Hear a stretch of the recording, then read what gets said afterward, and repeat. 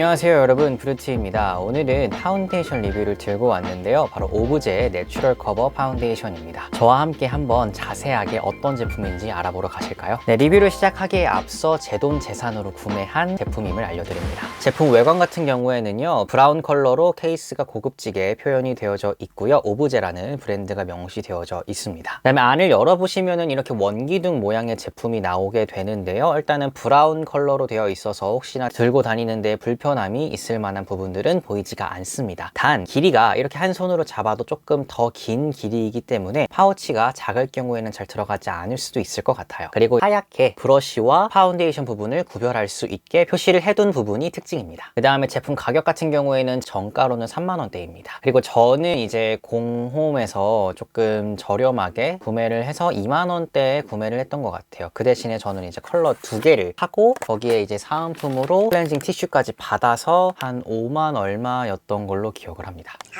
그럼 이제 구조를 자세하게 살펴볼 텐데요, 파운데이션을 먼저 열어보게 되면 길이가 짧아서 당황하실 수가 있어요. 지금 보여드리는 것처럼 제가 1호를 5회 정도를 사용하였고 2호는 제가 아예 사용하지 않은 새 제품을 비교해 드린 거거든요. 거의 마모된 부분들을 제외하고는 거의 같다라고 보시면 돼요. 그래서 실질적으로는 굉장히 많이 쓸 수 있다라고 보실 수 있습니다. 중요한 점은 한 부분과 안쪽에 로션 및 선크림 부분이 구별되어져 있다는 점입니다. 그래서 자외선 차단은 당연히 선크림 기능이 들어가 있기 때문에 되는데요, 차별화된 점은 바로 스킨케어를 생략하고 바로 이것부터 발라도 된다라는 방법으로 소개를 하고 있는 올인원 제품이라고 보시면 돼요. 물론 스킨케어를 하지 않고 이것만 바르시는 것은 비추합니다. 일단 무조건 스킨케어와 선크림은 별도로 하시고 파운데이션을 바르시는 걸 추천을 드리는데요, 일단 이렇게 올인원 컨셉으로 나온 제품이라는 거는 발랐을 때 자외선 차단이 되고 촉촉하게 발린다. 왜냐하면 스킨케어 성분이 들어갔으니까요. 그 다음에 반대쪽 부분을 열어보시게 되면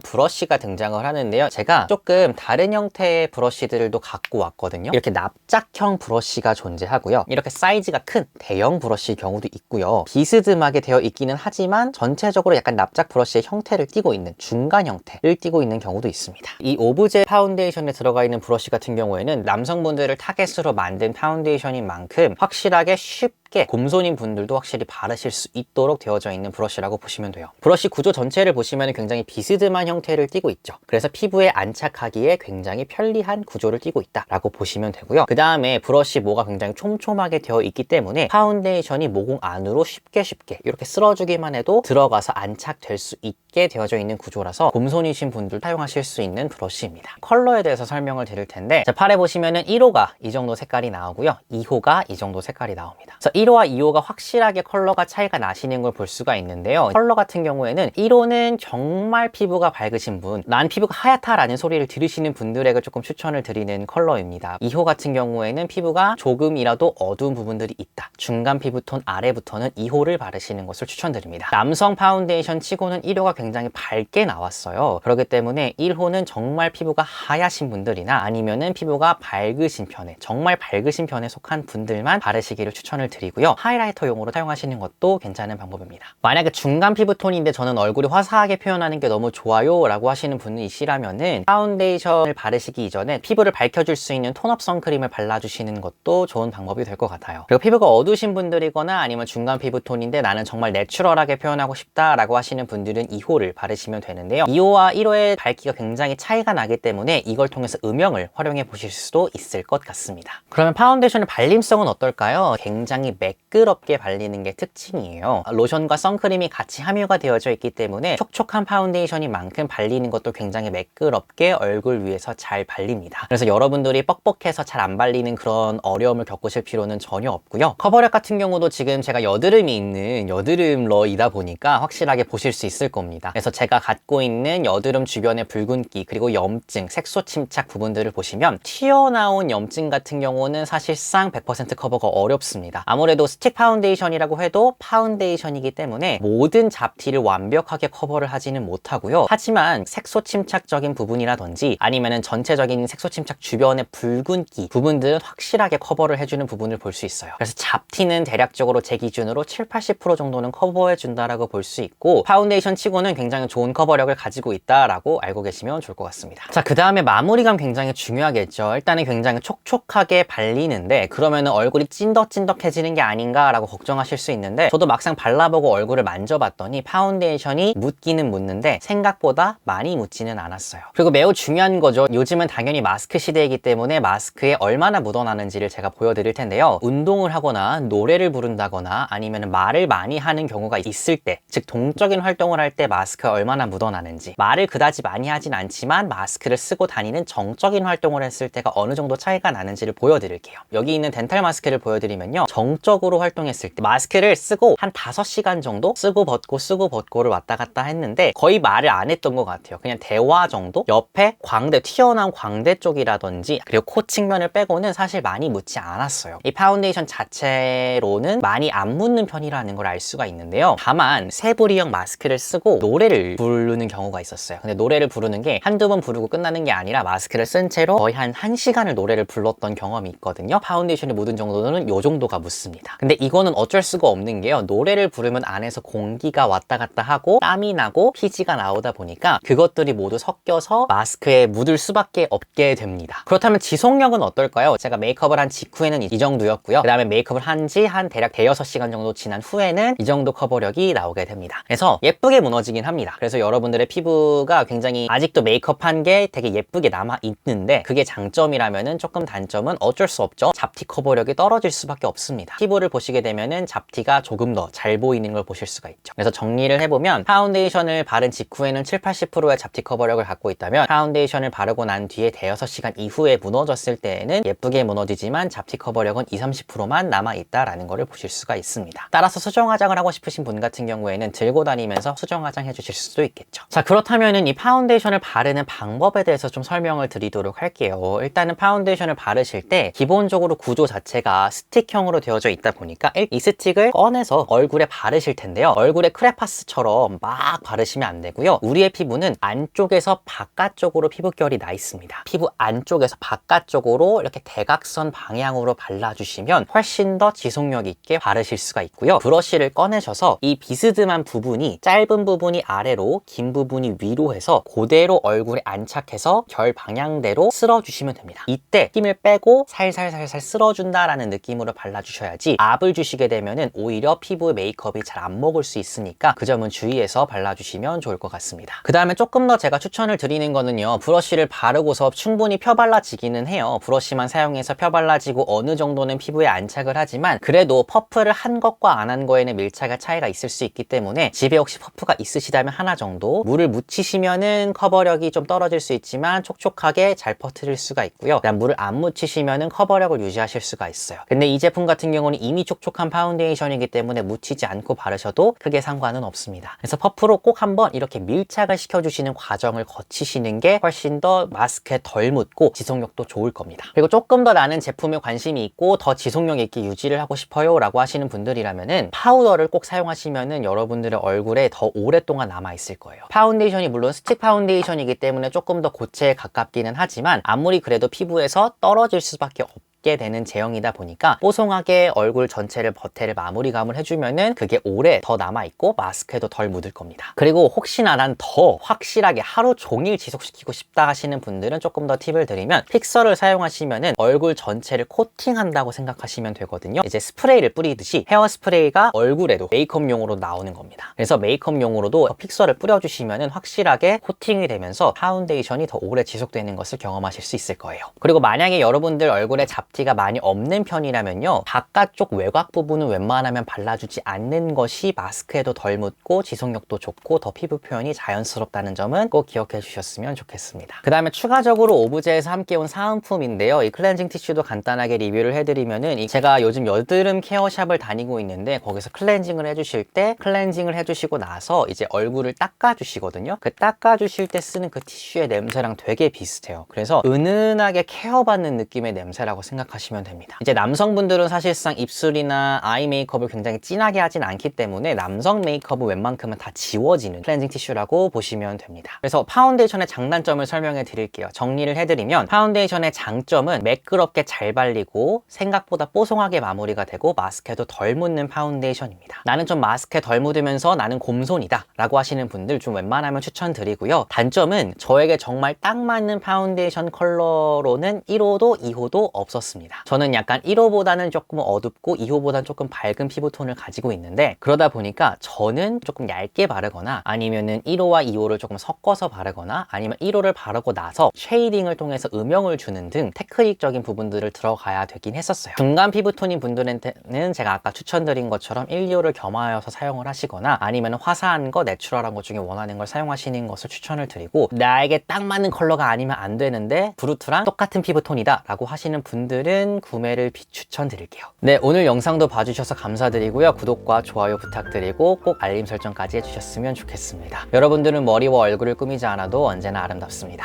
안녕!